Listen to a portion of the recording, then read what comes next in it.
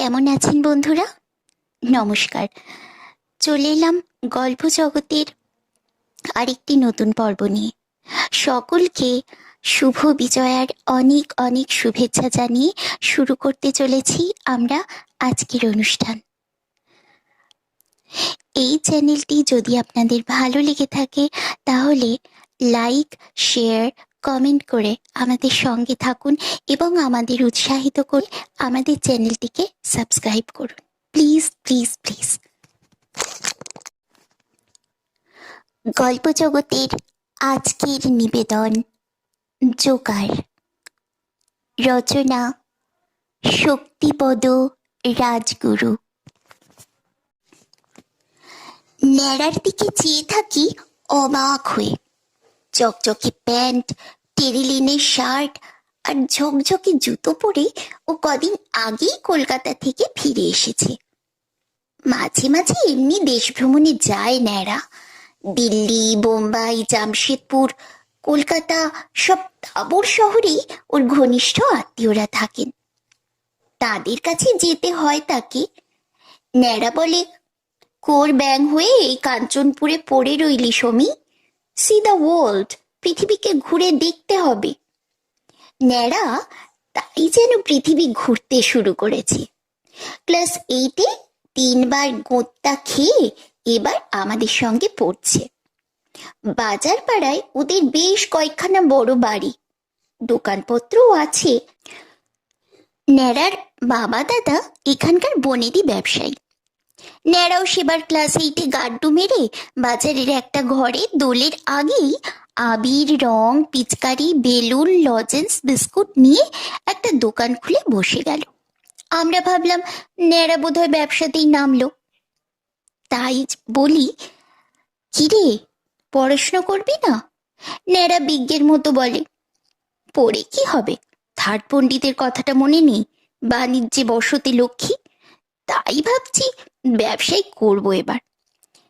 Third পণ্ডিতের বেদবাক্যটা ন্যাড়া জীবনের পাথেয় করে তুলেছে। কিন্তু কদিনের মধ্যেই আবির, বেলুন খতম করে একাই সব লজেন্স, বিস্কুট খেয়ে ন্যাড়া আবার স্কুলে এসে হাজির হয়ে বলে, সামার ভেকেশনে এবার বোম্বে যাচ্ছি ছোট পিসির ওখানে। ন্যাড়া মহাভাগ্যবান, সারা ভারতবর্ষ চষে বেড়াচ্ছে। কদিন আগেই দিল্লি থেকে ফিরেছে বোম্বাই হয়ে। দিল্লির কোন মন্ত্রীর বাড়িতে ও নাকি রোজ সন্ধ্যায় ক্যারাম খেলতে যেত। কলকাতায় ফুটবল কোচ পিকে তো এবার ন্যাড়াকে ছাড়তেই চায়নি নাকি। খেলার মাঠে এসে গল্প করে ন্যাড়া, বিচিত্র সব গল্প। কত নামি দামি লোক ন্যাড়াকে লুফে নিতে চান। ন্যাড়া বলে, তবু কি জানিস, হোম হোম সুইট হোম, কাঞ্চনপুরকে লাভ করি। আর তাই আই কেম ব্যাক।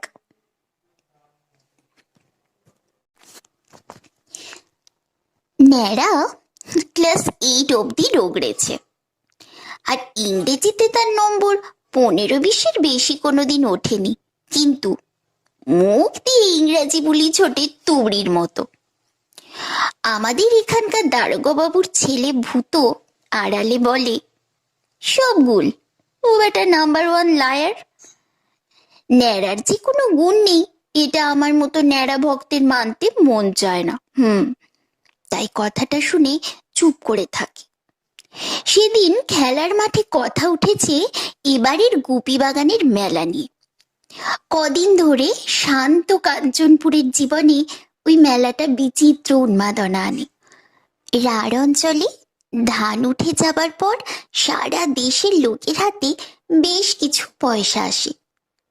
ওই সময় গ্রামের বাইরে বিরাট বাগানটার ধারের মাঠে ওই মেলা বসে। শহরের এখান ওখান থেকে বড় বড় দোকান বসার আসে। ম্যাজিকের তাঁবু, সিনেমা, যাত্রা কবি গানের আসর বসে। দূর দূরান্তর থেকে আবার বৃদ্ধ বনিতা আসে এই মেলায়। গরুর গাড়িতে, বাসে, ট্রাকে, পায়ে হেঁটে ওরা আসে মেলায়। যেন সমুদ্রের ঢল নামে। এবার গোপী বাগান মেলার প্রধান আকর্ষণ, দ্য গ্রেট ক্যামিংটন সার্কাস। তা গ্রেটই বটে, বিরাট তাঁবুটা পেল্লায় দুটো খাম্বার উপর থেকে বিরাট ছাতার মতো নেমে এসেছে বাগানের ফাঁকা জায়গাটায়। আর তাঁবুর চারপাশের অনেকখানি জায়গা কাঁটা তার দিয়ে ঘিরে, তার মধ্যে ওদের ছোট ছোট তাঁবু গেড়ে যেন একটা উপনিবেশ গড়ে তুলেছে। নিচেতে ডায়নামোতে আলো জ্বলে, আকাশ ছোঁয়া তাঁবুর ওপর থেকে রঙিন মালার মতো আলোগুলো নেমে এসেছে। ওই গ্রেট ক্যামিংটন সার্কাসের বিজ্ঞাপন নিয়ে ছুটছে এদিকে যত বাস ট্যাক্সি। বাজারের দেয়ালে রঙিন ছবিতে দেখা যায় বাঘ, হাতি, ঘোড়ার ছবি। দোলনায় দুলছে মেয়েরা, আর একটা লোক জামা পরে এক গাদা মেডেল ঝুলিয়ে একটা ইয়া বড় বাঘের সঙ্গে লড়ছে। বাঘের সঙ্গে লড়তে গেলে বোধহয় ওইসব মেডেল পড়তে হয়। বাজারে এখনো রহিম শেখের ছ্যাঁকড়া ঘোড়ার গাড়িটা টিকে আছে। সার্কাস কোম্পানি ওই গাড়িটা ভাড়া করে ব্যান্ড ব্যাগপাইপ বাজিয়ে সারা গ্রাম চক্কর দিয়ে লাল নীল হ্যান্ডবিল বিলিয়ে বেরিয়েছে। আর ওই সার্কাসের জন্যই এবার খোদ মহাকুমা শহর থেকে নাইট স্পেশাল বাসও যাতায়াত করছে। এই চাকলার লোক ভেঙে পড়েছে মেলায়। রোজ শোয়ের টিকিটের জন্য মারামারি হচ্ছে। ভূতর বাবা এখানকার দারোগা। দারোগাদের বোধ হয় কোথাও টিকিট ফিকিট লাগে না। ভূত সেই সুবাদে এর মধ্যেই সার্কাস দেখে এসে আজ গল্প করছে বেশ ডাঁট নিয়ে। বুঝলি, দেখে আয় গ্রেট ক্যামিংটন সার্কাস, খাস বিলেতি সাহেবদের ব্যাপার। যেমন খেলা তেমনি বাঘ, হাতি, ঘোড়ার খেলা। রিংয়ের ধারে সোফায় বসে 10 টাকার সিট দখল করে সার্কাস দেখে এলাম। বড় সাহেব খাতির করে চা খাওয়ালে, খাস দার্জিলিং টি। বাঘের সঙ্গে লড়াই তো সুপার। ন্যাড়া বলে ওঠে, কার সার্কাস বললি? ক্যামিংটন সাহেবের সার্কাস। ভূত বলে, যা দেখে জন্ম সার্থক করে আয়। দেখে শুনে ভূতর জন্ম সার্থক হয়ে গেছে এমনি ভাবখানা দেখিয়ে ভূত চলে যাবার আগে বলে, তবে টিকিট পাবি কিনা দেখ, শুনলাম 3 মাস আগে থেকে হাউসফুল। ন্যাড়া কি ভাবছে? আমরা বাড়ি ফিরছি। কাতারে কাতারে লোক চলেছে মেলার দিকে। দূর থেকে ওই বিরাট তাঁবুর আলো দেখা যায়। একটা সার্চ লাইট আবার ঘুরছে আকাশে। ব্যান্ড ব্যাগপাইপ কর্নেটের সুর ওঠে। ওখানে যাবার ভাগ্য যেন আমার নেই। তাই ন্যাড়ার দিকে চাইলাম। ওর তো সারা ভারতের অনেক তাঁবুর লোকের সঙ্গে আলাপ সালাপ। কোন সাহেব নাকি ওর হাত সাফাইয়ের খেলা দেখে হোমে নিয়ে যেতে চেয়েছিল। ন্যাড়া কি শুধুই, হ্যাঁ রে, ওই ক্যামিংটন সাহেব না কি যেন নাম বলল, তোর সঙ্গে তার চেনা জানা আছে? ন্যাড়া আমার দিকে চাইল। যাবি সার্কাস দেখতে? আমি যেন হাতে চাঁদ পেয়েছি। বলি, ভূতটার দাঁড় দেখলি? ন্যাড়া তাচ্ছিল্য ভরে বলে, যেতে দে ফালতু কথা। ক্যামিংটন সাহেবের গুরু পেরেরা সাহেবই তো আমায় বলেছিল, গো উইথ মি ন্যাড়া, I make you a man. কাল আয়, আমি ক্যামিংটন সাহেবের সঙ্গে কথা বলে রাখছি। একেবারে তাঁবুর ভিতরে ওর চেম্বারে গিয়ে আলাপ করিয়ে দেব। দেখবি আমায় কেমন খাতির করে। ওই দারোগার বেটা খুব ডাঁট নিচ্ছিল। এবার দেখবি ন্যাড়ার এলেম। পরদিন সকালবেলা ন্যাড়াদের বাড়ি গেছি। ন্যাড়া তখন চা খাচ্ছে, মুড়ি আর চা। আমাকে দেখে বলে, বুঝলি, বিস্কুট টোস্ট খেয়ে পেটে চড়া পড়ে গেছে। মুড়ি দিয়ে চা রিয়েলি নাইস। সেবার দিল্লিতে এক পার্টিতে গেছি, হোটেল অশোকাতে। ন্যাড়ার গল্প শুরু হলে আর থামে না। দিল্লি, বোম্বাই, কলকাতা, কাশ্মীর সব শুরু হয়ে যায়। কোথায় কখন মুড়ি খেয়ে কোন সাহেব কি বলেছিল তার ফিরিস্তি দিতে থাকে ও। এক ফাঁকে আমি বলি, হ্যাঁ রে, আজ যাচ্ছি তো, অনেক আশা নিয়ে এসেছি, সার্কাস দেখতেই হবে, আর ওই সাহেবদেরও দেখা হবে। ন্যাড়ার যেন খেয়াল হয় এবার, বলে, ও হ্যাঁ হ্যাঁ হ্যাঁ হ্যাঁ, অ্যাপয়েন্টমেন্ট হয়েছে সন্ধে 7:30টায় বড় সাহেবের সঙ্গে। তা তোর প্যান্ট, ভালো শার্ট, শু, তাই আছে তো? পাড়া গাঁয়ের ছেলে, ধুতি পাঞ্জাবিই পরি, দু একটা ছিটের শার্ট আছে, আর খেলার জন্য হাফ প্যান্ট, জুতো বলতে স্যান্ডেল। সব শুনে ন্যাড়া বলে, গেঁয়াই থেকে গেলি, এখন স্যুট বুট না পরে গেলে কি করে মাই ফ্রেন্ড বলে পরিচয় করিয়ে দিই সাহেবের সঙ্গে? ওকে, ঠিক আছে, আমার এক্সট্রা প্যান্ট শার্ট শু দিয়েই হবে, তবে ব্যান্ড বক্সে ধোয়ানো 5 টাকা চার্জটা আনিস। আমি অবাক, ব্যান্ড বাজিয়ে ধোয়ানো হয় ওই প্যান্ট শার্ট? ন্যাড়া হাসে, ব্যান্ড বাজিয়ে ধোয়ানো হবে কেন, ডাইং ক্লিনিং এর নাম ব্যান্ড বক্স, কলকাতার নামি দোকান, সব হয়ে যাবে। তাহলে বৈকালে টাকা নিয়ে আসবি at 7:30। ওরা আবার পাক্কা সাহেব, ভেরি পাংচুয়াল, ভেতো বাঙালির মতো নয়। সন্ধ্যার আগেই দুরু দুরু বুকে ন্যাড়াদের বাড়ির দিকে চলেছি, সঙ্গে শেষ সম্বল একটা 10 টাকার নোট। বহু কষ্টে অনেক দিন ধরে ওটা রেখেছিলাম। 2-4 আনা পয়সা বাঁচিয়েছি টিফিনের পয়সা থেকে, বৌদি, মা, কাকিমাদের লাইব্রেরির বই এনে দিয়ে 5 ফরমাস খেটে যা পেয়েছি তার থেকে টাকা 5 টাকা, তা থেকে 10 টাকার নোটে পরিণত করে সযত্নে রেখেছিলাম। আজ ওটাকেই বের করতে হয়েছে। আমায় দেখে ন্যাড়া বলে, টাকা এনেছিস? নগদ 10 টাকার নোটটা দেখে শুনে পকেটস্থ করে সাহেবী ঢঙে বলে, কি? হ্যাঁ শোন, সাহেবের সঙ্গে দেখা হলে এমনি করে শেক হ্যান্ড করে বলবি, হাউ ডু ডু। অবাক হই, হাডুডু তো খেলে রে, হাত ধরে ওসব বলতে হবে কেন? ন্যাড়া বলে ওঠে, যা বলছি তাই করবি, নো টক। নে তৈরি হয়ে নে।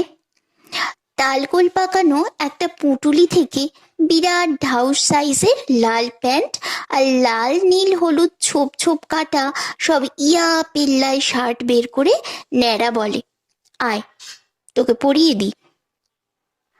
এই যে দলা মোচড়া পাকানো রে, বললি ব্যান্ড বাজিয়ে কাচা, ব্যান্ড বাজিয়ে কাচলে এমন হয় নাকি?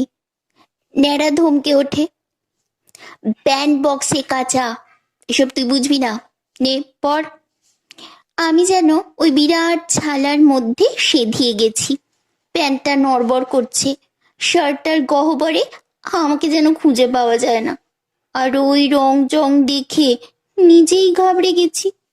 ন্যাড়া ততক্ষণে একটা লাল চওড়া ফিতে দিয়ে আমার গলাটা ফাঁস দিয়ে টানছে।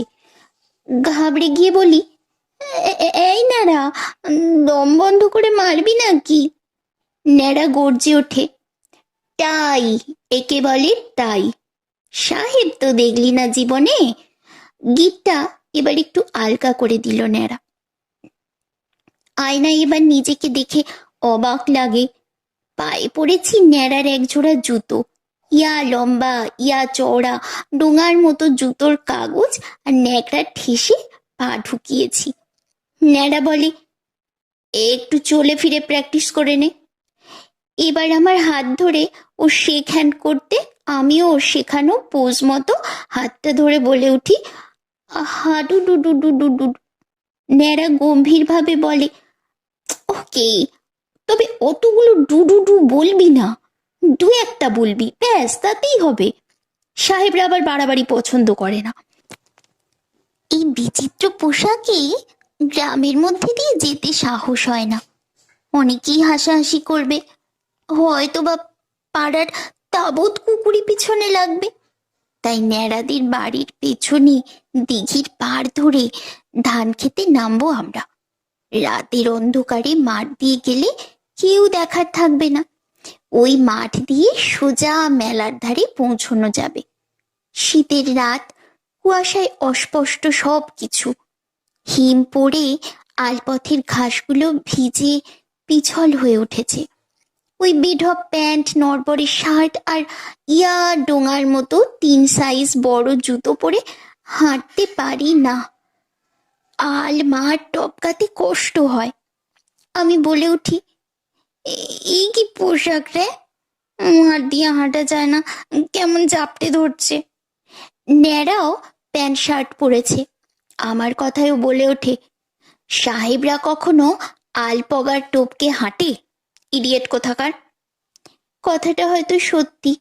বিলেতে বোধহয় তাদের এমনি গম ক্ষেত আলপগার টপকাতে হয় না, গাড়ি চড়েই ঘোরে। এদিকে জামা প্যান্টের বোটকা গন্ধটা এবার বেড়ে ওঠে। আমি বলি, ব্যান্ড বাজিয়ে কাঁচা বললি, তবে বোকা পাঁঠার মতো মোটকা গন্ধ। কথাটা শেষ করার আগেই ভিজে ঘাসে পা পড়ে 3 হাত উঁচু পগার থেকে পা হড়কে সপাটে গমের খেতে পড়েছি। চমকে ওঠে ন্যাড়া, এই কি কি কি কি হলো সমী? আমি তখন হাঁটু ভোর গমের খেতে পড়ে হাঁচড় পাঁচড় কাটছি। ওই জামা প্যান্ট যেন ছেঁড়া সামিয়ানার মতো আমাকে জড়িয়ে ফেলেছে। জানাই, তোল আমাকে। ন্যাড়া টেনে টেনে কোনো মতে আমাকে খাড়া করে গজগজ করে। ভূত কোথাকার। খাড়া হয়েই খেয়াল হয়, ওই পড়ার ধমকে ন্যাকড়া কাগজের ডেলা গুজে ফিট করা 3 সাইজ বড় ডোঙাকৃতির জুতোর একটা কোথায় ছিটকে পড়েছে। হাতড়ে হাতড়ে সেটা বের করে আবার পায়ে চড়িয়ে রওনা হলাম। মেলায় গিয়ে যখন পৌঁছলাম, তখন আলোর বন্যা বইছে সেখানে। গ্রেট ক্যামিংটন সার্কাসের তাঁবুর টং থেকে আলোর মালা ঝুলছে। আলোকিত তাঁবুর ভিতরে দেখা যায় লোকজনের ছায়া মূর্তি। ব্যান্ডের শব্দ ওঠে। তাঁবুর টিকিট ঘরের ওদিকে বিরাট ভিড়, লাইনে মারামারি চলছে। দারোগা বাবু, কনস্টেবলরা ভিড় সামলাতে ব্যস্ত। পরের শোয়ের টিকিট বিক্রি হচ্ছে। গেটের মুখে 1000 খানিক লোক। কি হবে রে ন্যাড়া, ঢুকবি কি করে? আমি হতাশা ভরে জানাই। ন্যাড়া এদিক ওদিক দেখে বলে, এই পাশে আয়। দামি প্যান্ট পরে সেজে গুজে সাহেব হয়ে এসেছি। ভেবেছিলাম ন্যাড়া গিয়ে গেটে খবর দিলেই ক্যামিংটন সাহেবের লোক আমাদের পথ দেখিয়ে নিয়ে যাবে ভিতরে। কিন্তু ন্যাড়া গেটের মাথায় ওই লোকেদের ধারে কাছেই গেল না। আমাকে সঙ্গে নিয়ে চললো পিছনের আবছা আলো অন্ধকারময় জায়গাটার দিকে। কতগুলো পুরনো আম জাম গাছের জটলাই দিকে, তাই অন্ধকার। একাট্টু আলো দেখা যায়। এটা বোধহয় তাঁবুর পিছন দিক। এখানে ওখানে ছোট বড় তাঁবু, অস্থায়ী চালা মতো দেখা যায়। 2-1টা করে খাটিয়া পাতা, কোথায় হ্যারিকেন জ্বলছে টিম টিম করে। এগুলো সার্কাসওয়ালাদের থাকার আস্তানাই মনে হয়। জিনিসপত্র রয়েছে এখানে ওখানে। সেধে পড়, ন্যাড়া চাপা স্বরে বলে আমাকে। কাঁটাতারের বেড়াটা এখানে একটু ফাঁক মতো। বোধ হয় তাঁবুর বাসিন্দারা এই পথ দিয়েই ওদের এলাকার বাইরে যাতায়াত করে। নিঃশব্দে একটা তাঁবুর পিছন দিয়ে কয়েকটা আম গাছের নিচে আবছা অন্ধকারে এসে দাঁড়ালাম। আমি শুধুই, কিরে ন্যাড়া, বললি ক্যামিংটন সাহেবের সঙ্গে কথা হয়েছে, দেখা করতে যাবি, তা চুরি করে ঢুকছিস কেন পেছন দিয়ে? যদি জানতে পারি। কথাটা শেষ করার আগেই একটা গোলমাল শুনে সামনে তাকালাম। কজন সার্কাসের লোক একজনকে ধরাধরি করে আনছে। লোকটা গড়িয়ে পড়ছে আর কি সব গালাগাল করে এলো পাথারি হাত চালাচ্ছে। ওরা তাকে ধরে এনে পথের ধারে ওই তাঁবুটাতে একটা খড়ের গাদার উপর শুইয়ে দেয়। ওদিকে কয়েকজন দাঁড়িয়ে আছে, অর্থাৎ আমাদের পালাবার পথও বন্ধ হয়ে গেল। ওদিক থেকে 2জন লোক গট গট করে এগিয়ে আসছে আমাদের দিকেই। ন্যাড়া আমাকে টেনে নিয়ে গিয়ে একটা গাছের গুড়ির আড়ালে দাঁড়ালো। লোক দুটো যেন আমাদের দেখে ফেলেছে, আর ধরা পড়লে ওই গাবদা লোকটা কেমন প্রহার দেবে তা ভাবতেও শিউরে উঠি। দম বন্ধ করে আছি। বরাত ভালো, ওরা এদিক ওদিক ঘুরে ওই তাঁবুর সামনে দাঁড়িয়ে চড়া গলায় কাকে যেন ধমকাতে লাগলো। একজন চেহারা মুগুরের মতো, অন্যজন কালো আর তেমনি দশাসই চেহারা, হাতে চেনে বাঁধা একটা কুকুর। আমার সার্কাস দেখার সব মুচে গেছে। নগদ যে 10টা টাকার ন্যাড়ার খপ্পরে, সেটাও এখন ছাড়তে রাজি। বের হতে পারলে বাঁচি। তাই বলি, ন্যাড়া, অন্ধকারে কেটে পড়, লোকগুলো কাঁধে যেন খুঁজছে, ধরতে পারলে বৃন্দাবন দেখিয়ে দেবে। ন্যাড়াও বিপদের গুরুত্ব বুঝে বলে, ক্যাভিংটনকে তো দেখছি না, বরং বাইরেই চল। ন্যাড়ার উপর রাগটা এবার জমে উঠেছে। বাজে কথাই বলেছিল। এবার কোনো রকমে বাইরে যেতে পারলে ওকে দেখে নেব। দুজনে এখন পালাবার পথ খুঁজছি। ওদিক থেকে সেই লম্বা মিশকালো লোকটা কাকে গজরাচ্ছি, কিল হিম, খতম কর দেগা। ওর গলার আওয়াজ যেন হাড়ির ভেতর থেকে আসছে। ভয়ে পিছু হাঁটছি। হঠাৎ কিসের গর্জন শুনে দুজনে থমকে দাঁড়ালাম। অন্ধকারে ভাটার মতো দুটো চোখ চলছে। বাঘ! সামনে আমাদের দেখে বাঘটা গর্জন করে ওঠে, আর থাবা দিয়ে খাঁচার শিকগুলো ঝাপটা মারে। মনে হয় ওই থাবার থাপ পড়ে পলকা শিকগুলো ভেঙে যাবে, আর অমনি বাঘটা লাফ দিয়ে এসে আমাদের ঘাড়েই পড়বে। বাতাসে ওঠে ওর হুঙ্কার আর ভুটকা গন্ধ। জ্যান্ত বাঘের 4 হাতের মধ্যে কখনো আসেনি। একেবারে থাবার নাগালে এসে পড়েছি। বাঘটা দাপাচ্ছে আর হুঙ্কার ছাড়ছে। ওদিকে খাঁচার বাঘটাও এবার গর্জে ওঠে। ন্যাড়া আর আমি জড়াজড়ি করে ঠক ঠক করে কাঁপছি। ওদের গর্জন ক্রমশ বাড়তে থাকে। অন্ধকারে এবার দৌড়তে থাকি আমরা। যেভাবে হোক বের হতেই হবে। আর তক্ষুনি কাণ্ডটা বেঁধে যায়। একটা খালি ড্রাম পড়েছিল। দুজনের ধাক্কায় খালি ড্রামটা হুড়মুড় করে গড়াতে গড়াতে গিয়ে ওদিকের গাছের নিচে কিসে আটকাতেই কালো জমাট অন্ধকার যেন সজীব হয়ে তীক্ষ্ণ গর্জন তোলে। শাঁখের আওয়াজের মতো শব্দ ছাপিয়ে ন্যাড়ার চিৎকার ওঠে, ওরে বাবা রে, মেরে ফেললে রে! ন্যাড়া আম গাছের ঘন ডালপালার মাঝে হুটোপুটি খাচ্ছে আর পরিত্রাহী চিৎকার করেই চলেছে। ড্রামটা গিয়ে লেগেছিল একটা হাতিকে। ও বেটা তেড়ে মেরে উঠে সামনে ন্যাড়াকে পেয়ে সুর দিয়ে পেঁচিয়ে একেবারে মাথায় তোলে। বাঘের গর্জনে, হাতির বৃঙ্গনে, সর্বোপরি ন্যাড়ার আর্তনাদে তাঁবুর আশেপাশের লোকজনরা দৌড়ে আসছে এদিকেই। সমূহ বিপদ। আমি এবার ওই বস্তার গাদা তিরপলের স্তূপের আড়ালে অন্ধকারে গুড়ি মেরে বসে পড়ি। পালাবার আর পথ নেই। হাতির মাহুতো এসে পড়ে।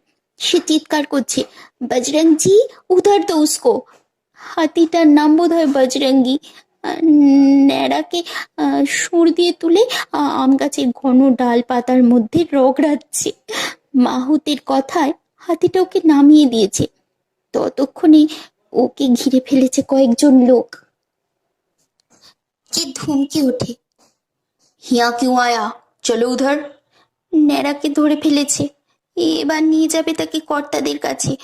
আমি তখনও চটের গাদার আড়ালে।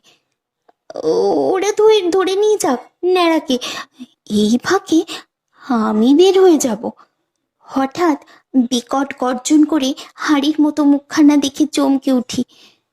চেন বাঁধা অ্যালসেশিয়ান কুকুরটাকে নিয়ে সেই কালো দশাসই লোকটা আসছিল এদিকে।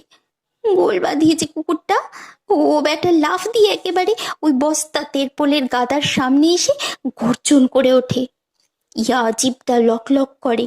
সেই দশাসই কালো লোকটাও এবার দেখে ফেললো আমাকে ওই বস্তার ফাঁকে। লোকটার মাথায় এক গাছি চুলও নেই, কেবল টাক, আর চোখ দুটো গরম চার মতো লাল। গর্জন করে ওঠে লোকটা, "ইউ বেগার, কাম আউট!" কুকুরটা হাঁচড় পাঁচড় করছে। ওর হাঁপানির চোটে বস্তার টালটা পড়েছে আমার ওপরেই। বোধহয় খালি চুনের বস্তা ওগুলো। নাক মুখ ঢেকে গেছে চুনে। কাশছি, হাঁচছি, হাঁচছি আর কাশছি বেদম।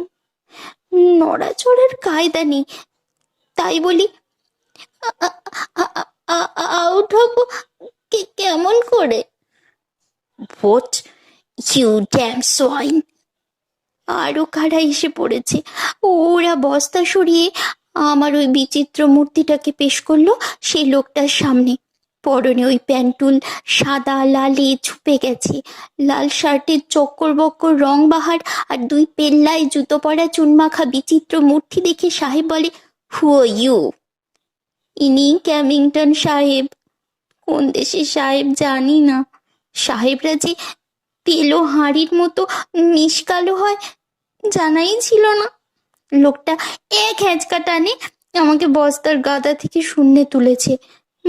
মনে হচ্ছে জ্যান্ত বাঘের সামনে থেকে এবার যেন গরিলার খপ্পরেই পড়েছি। ওরা ন্যাড়াটাকে এনে হাজির করে। "আর একটু হ্যাঁ বস।" সাহেব আমাদের দুই মূর্তিকে দেখছে এবার।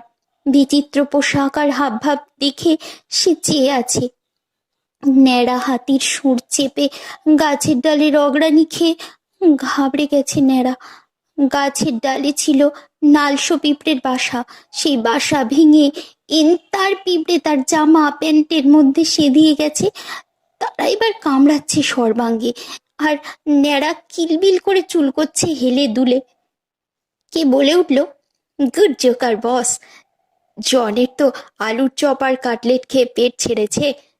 দে আর গুড জোকার্স।" ওই বিরাট তাঁবু ভর্তি লোকের সামনে জোকারি করতে হবে ভেবেই কোকিয়ে উঠি। মাফ করো সাহেব, ওই ওই ন্যাড়া পারে ওই সব। হেড়ে গলায় গর্জে ওঠে বড় সাহেব, "ইউ স্টপ!" কুকুরটাও চিৎকার করে। বড় সাহেব দেখছে আমাকে। বিচিত্র সাজটা ওর নজরে পড়েছে। সে গর্জে ওঠে, "টেক দেম ইন!" আমি কি বলতে যেতেই লোকটা বলে, "শ্যাম, টাইগার কেস ওপেন করো। ই হারামজাদা কো উধার ফেক দো।" হয় বাঘের পেটে যেতে হবে, নয়তো ওই তাঁবুর মধ্যে হাজার হাজার মানুষের সামনে দাঁড়াতে হবে। এমন চরম বিপদে পড়তে হবে স্বপ্নেও ভাবিনি। ন্যাড়ার ফাঁদে পা দিয়েই আজ আমি এই বিপদে পড়েছি। কে যেন বলে, "अरे man, joker is very easy. That tiger तुमको खत्म कर देगा। चलो इधर बस को कुछ मत बोलना।" এবার ওরা আমাদের দুজনকে টেনে নিয়ে চলে তাঁবুর সাজঘরের দিকে, যেন বলি দিতে নিয়ে চলেছে পাঁঠাকে। ন্যাড়া মিইয়ে গেছে। ওর সব ধাপ্পাবাজি আমি ধরে ফেলেছি, কিন্তু আর করবার কিচ্ছু নেই। ওরা আমাদের দুজনকে এবার পাক্কা জোকার বানিয়ে ছেড়েছে। মুখে চুনের সাদা দাগের উপর নাকটা লাল টুকটুকে করে, চোখে গোল দাগ দিয়ে হনুমান করে তুলেছে। মাথায় চাপিয়েছে একটা লম্বা টুপি, তার ডগায় একটা ফুল মতো।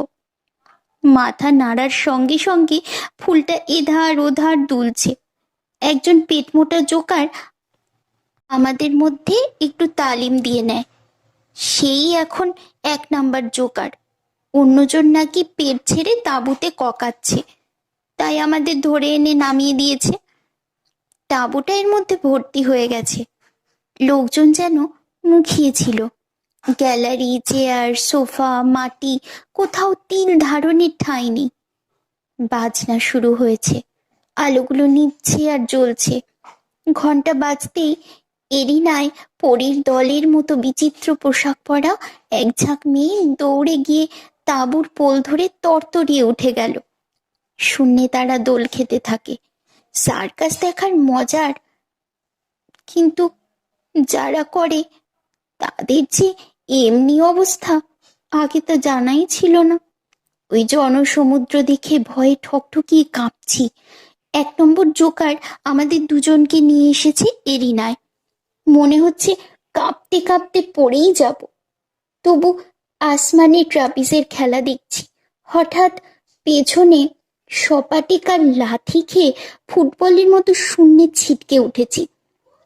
প্রাণ ভয়ে সামনে দড়িটা পেয়ে সেটাকে ধরে ফেলতে সেটা যে এইভাবে দোল খাবে এক ধার থেকে অন্য ধারে, তা ভাবিনি। দুলছি, হঠাৎ ঝাঁকনির চোটে হাতটা ফসকে যেতে ছিটকে পড়ি। মনে হয় হাড়গোড় ভেঙে এবার চুরমার হয়ে যাবে, কিন্তু তা হয় না। ট্রাপিজের খেলোয়াড়দের নিরাপত্তার জন্য নিচে জাল পাতা ছিল। সেই লম্বা জালটা উপরে পড়েছি। চারদিকে হাততালির শব্দ ওঠে, হাসির তুফান ছোটে। সেই 1 নম্বর জোকার তখনই দর্শকদের মাথা নুইয়ে অভিনন্দন জানায়। আমাকে কোনো রকমে নেমে আসতে দেখে দর্শকরা হাততালি দিতে থাকে। মোটা জোকারটা যে খুব খুশি হয়নি এতে বোঝা যায়। এরপর সাইকেলের খেলা শুরু হয়েছে। বেটে, লম্বা, উঁচু, 2 চাকা, 1 চাকা নানা ধরনের সাইকেল চালাচ্ছে ওরা। আমি অবশ্য এটা ভালোই পারি, তবু ভয় হয়। ওই 1 চাকা 1.5 চাকার সাইকেল কি কি কাজে লাগে আমি জানি না। তারের উপরও সাইকেল চালাচ্ছে একজন। এত রাস্তা মাঠ থাকতে তারের উপর সাইকেল কেন চালাতে হবে বুঝতেই পারি না। ওই গোবদা জোকারটা এবার আমাকে নিয়ে পড়ে। ওই পেল্লায় সাইকেলে আমাকে চাপাবেই। আমিও ওর হাতেরই লুকোচুরি খেলছি, শুয়েও পড়ছি কখনো, আর দর্শকরা হেসে লুটোপুটি খাচ্ছে। গোবদা লোকটা এবার তেড়ে আসে। লাথি কষাবার আগেই সামনে একটা সাইকেল দেখে 2 কদম সেটাকে নিয়ে এরিনার মধ্যে দৌড়ে 1 লাফে সেটার উপর চড়ে বসে ফুল স্পিডে নিপুণ খেলোয়াড়ের মতো এরিনায় একটা চক্কর দিয়ে আমি বের হয়ে যেতেই সারা তাঁবু হাততালির শব্দে ফেটে পড়ে। কে যেন সিটি বাজাতে থাকে। গোবদা লোকটা তখন ন্যাড়াকে নিয়ে পড়েছে। একটার পর একটা খেলা চলছে।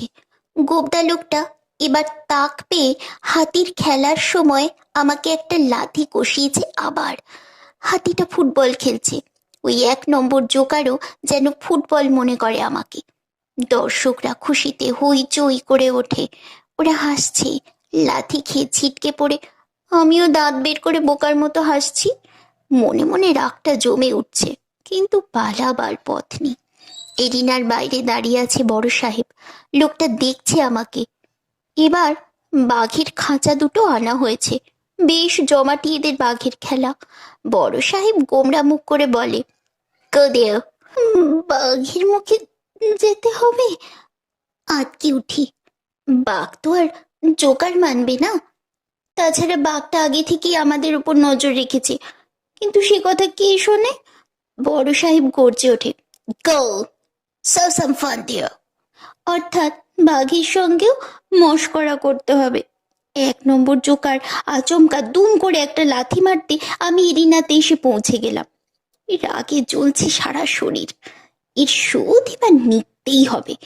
রিংমাস্টার হান্টার হাতে মেডেল গাঁথা জামা পরে যাত্রা দলের রাজার মতো ঢুকছে। আমি আবার বাঘটা খুব ভয় করি। সামনে বের করবে বাঘটাকে। আমি এসে তাঁবুর পোলের কাছে পজিশন নিয়েছি। নারকেল গাছে চড়া অভ্যাস আছে। বেগতিক দেখলে চচর করে উপরে উঠে যাব। ওদিকে খাঁচার ভেতরে বাঘটা গর শব্দ তুলে জিভটা দিয়ে ঠোঁট চাটছে।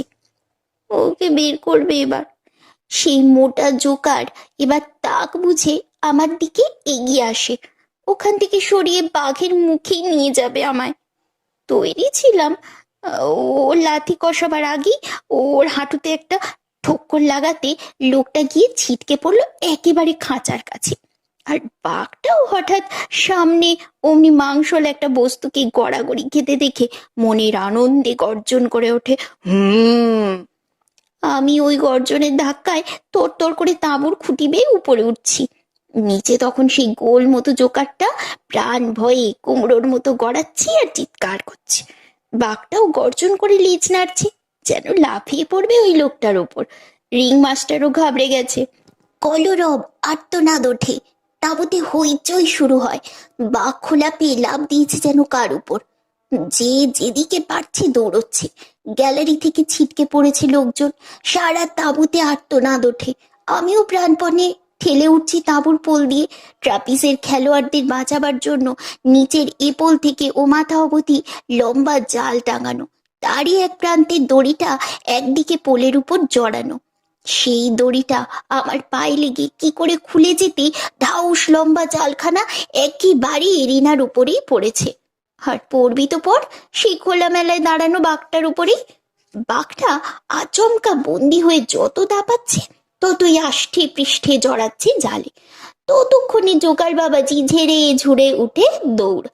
আমিও এই লন্ডভন্ড কাণ্ডের মধ্যে জয় মা বলে পোল থেকে ওই বিচিত্র পোশাকে লাফ দিয়ে পড়ে সোজা তাঁবুর বাইরে এসে টুপিটা খুলে ফেলে অন্ধকার মাঠের দিকে দৌড়লাম।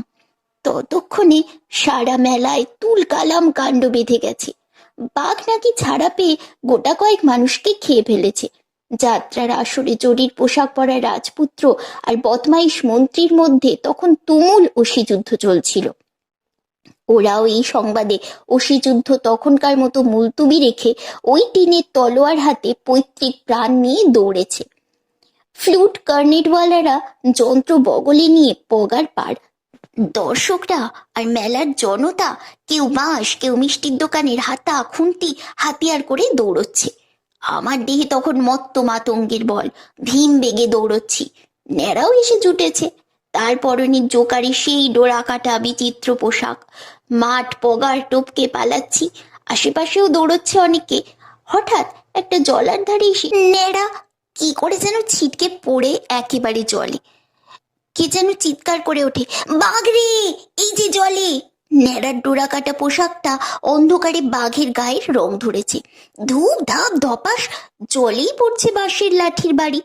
লোকজন ঘেরাও করে ফেলেছে জলবন্দি কাদা মাখা ন্যাড়াকে। দু একখা বাঁশের বাড়ি ওর পিঠেও পড়েছে। ন্যাড়া আর্তনাদ করে ওঠে, মেরো না, আমি বাঘ নই, ন্যাড়া ন্যাড়া, বাজার পাড়ার মিত্তির বাড়ির ন্যাড়া গো।